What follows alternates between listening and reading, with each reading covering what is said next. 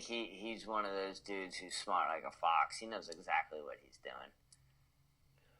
Well, he definitely is smart, knows what he's doing. He's got his own real estate business. He when he realized his shit was going the way it was going, and he wasn't getting taken care of, he did what he needed to take care of himself. So I'm pretty sure he's pretty savvy in that regard, and he's shouting it out at the end of the fight, and at the end of the MMA hour, and at the end of, you're welcome. So he knows what he's doing. I was just wondering, on the other end of it, what do you think those people are thinking? Like, what do those people think when these guys are saying this stuff? Let's kill him. Let's get him a number one contender. He wants it. Let's get rid. You know what?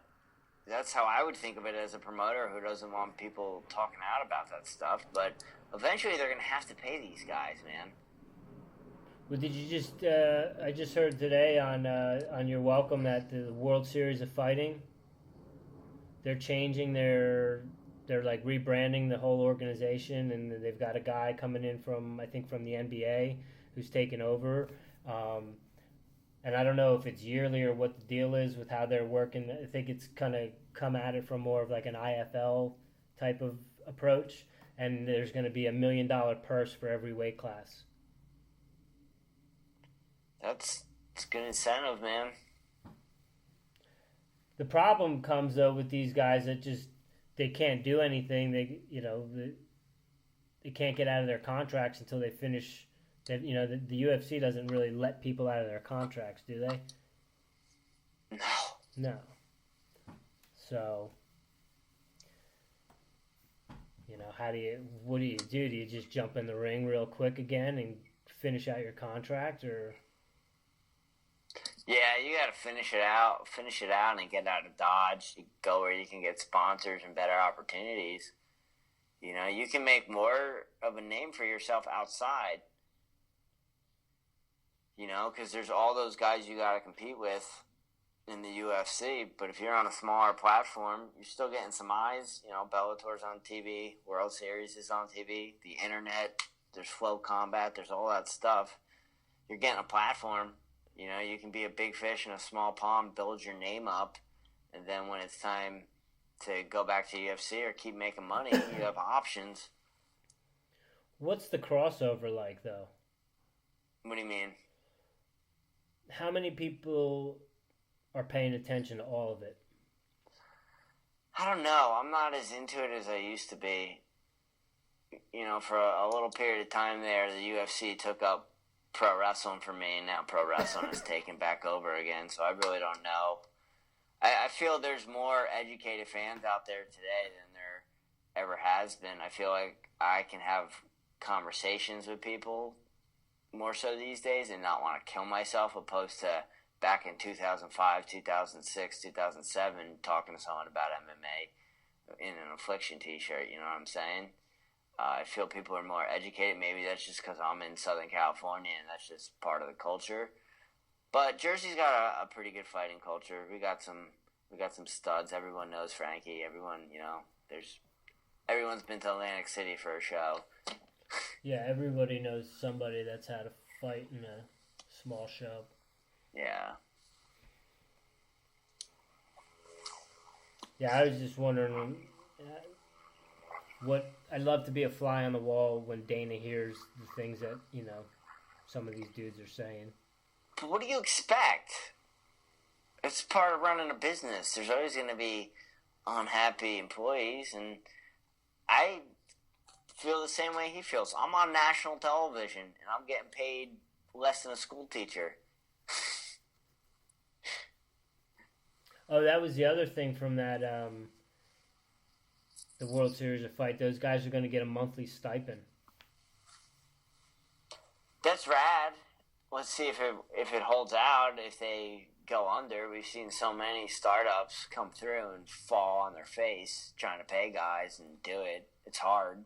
But how long has World Series of Fight been around? I'd say about 5 or 6 years, maybe. Maybe a little bit longer, maybe a little bit less. But they've been around for a little bit. So long enough, longer than most organizations have lasted, I should say. Yeah, but when you're changing up the whole kit and you're talking all this money and talking paying monthly and all that, that's a whole different. It's a whole different business plan. Right. You know, and the IFL, look at all the money they had behind them. How fast that went under. And I enjoyed it, maybe just because we got really good seats and saw some good shit, but I enjoyed watching the IFL. Did that last 2 or 3 years? Man, 2 or 3? Yeah, I don't, probably 2. I think. Go ahead. I feel at the end it was just dead. So many guys had left and gone in the UFC, and no one really cared about it anymore. A lot of the coaches, I feel when they started, they had a lot of heat behind them. And granted, they built some guys in the IFL. We saw some guys get a start up in the IFL. Yeah. I had stock in the IFL for a minute. Did you make any money off of it? I don't think so. Pretty much had to buy and sell that shit. Yeah. But, what was I going to say? It sucks that those dudes don't have insurance. Yeah, I thought they did. I thought when I trained at Caton's, I thought he said they did, but his wife's insurance at her work was better than what the UFC gave him.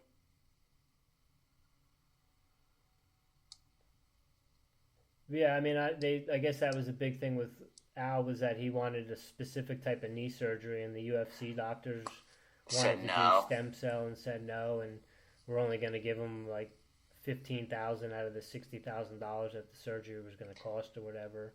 So, yeah, well, that's the thing. When you're in that kind of business, you can't try to cut corners on prices for that shit. You got to take care of your guys, and that's one thing Vince McMahon does. When they're hurt, they're going to the best, man. And same thing with the guys in drug rehab and stuff. They have to. It's a PR thing, you know what I mean? You have to take care of yourself on that end. You're looking like a scumbag on that end because you're not taking care of these fighters, but you're selling for $4 billion. You look like a scumbag. Yeah, they should have the best health insurance that money can buy for a business or an organization. Yeah. All right, you're gonna lose a couple mil. It's gonna pay off in the long run. You know, they gone are the days of being the scumbag promoter. There's too much out there. Too many people are going to talk. There's social media. There's no hiding shit anymore. You know, especially a guy like Al, he ain't got nothing to lose. He'll make more money out of the UFC. He'll definitely make more money out of the UFC. He'll make even more money probably just selling houses. Well, that and just being the guy in Bellator who's fucking shouting across the way at you, you know what I mean? He's got a perfect gimmick already made. Is there any possibility of stuff like that ever going down? Like cross promotion, super fight, champ versus champ? Like not Pride UFC type stuff? Not as long as Dana White's involved. Because isn't that what all that Ali Act stuff was about? Yeah. It's gonna, I think it, yeah, I don't exactly know. I had to listen to some podcasts, but I really couldn't educate you on the Ali Act. No, I couldn't really pay attention to it either, but I think it had something to do with cross promotion of organizations to, I guess, unify titles or whatever. But that would be something else if the UFC like 170 title was held by a Bellator guy. I think gone are those days. Ben Askren's probably the only guy out there.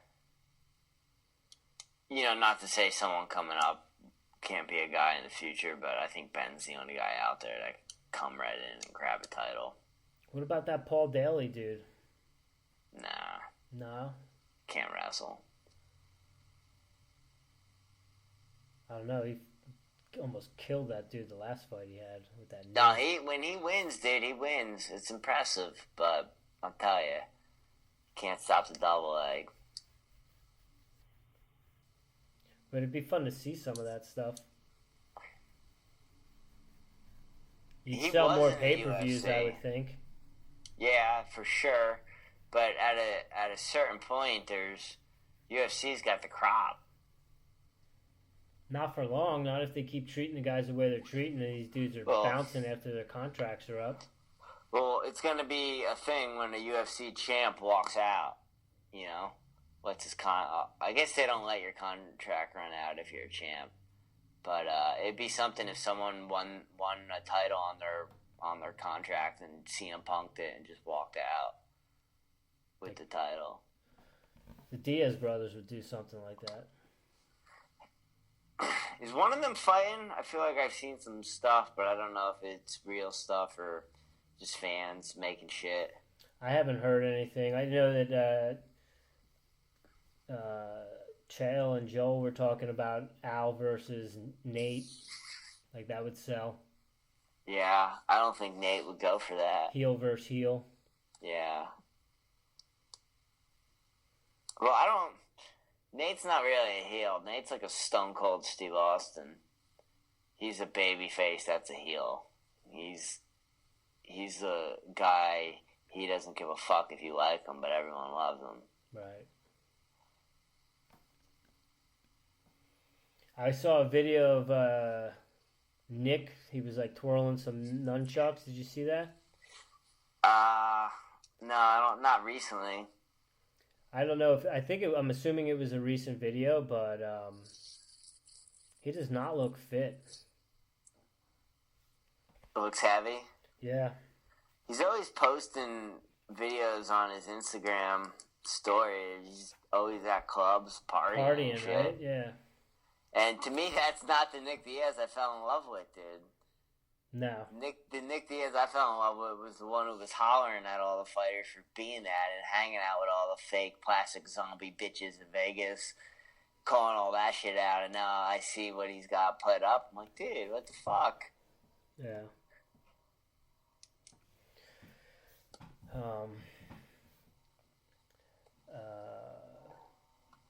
You got anything else on that UFC stuff?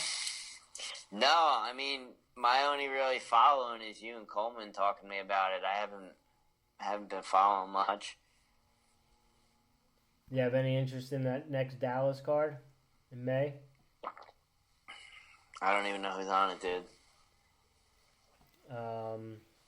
I think it's a heavyweight, Stipe versus Junior. And then I think that Polish chick is fighting too. Johanna? I think so. Johanna? I think Johnny Hendricks might be on that card too. Not me. He's either on that one or on the Oklahoma City one. I can't remember. That's when you're out at Leadville, right?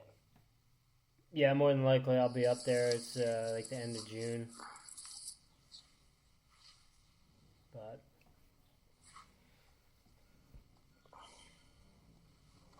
what are you doing your Freshly still or no? No, there just became too much. Not enough food. Too much money, not enough food.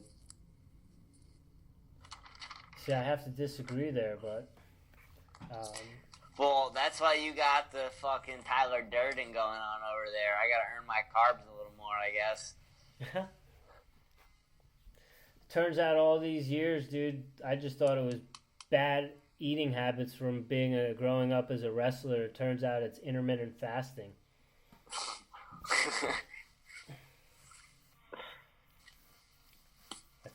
I thought the ability to go till 1 or 2 o'clock without eating was just a bad trait I picked up from years of wrestling. Turns out now it's a thing. Was doing it before there was even a name for it, dog. Yeah, I called it wrestling season. It's called growing up at 15, 12, having a dad wanting you to be 103 pounds for the rest of your life. Oh, man. But, what, 0 to awkward real quick. That's how Prince James rolls. Creeping it real since 87. It's just sometimes we're just beating a dead horse. I don't give a fuck. Sometimes it's funny to me, so I'm going to say it. If it makes you awkward, fucking think about your own childhood. I try not.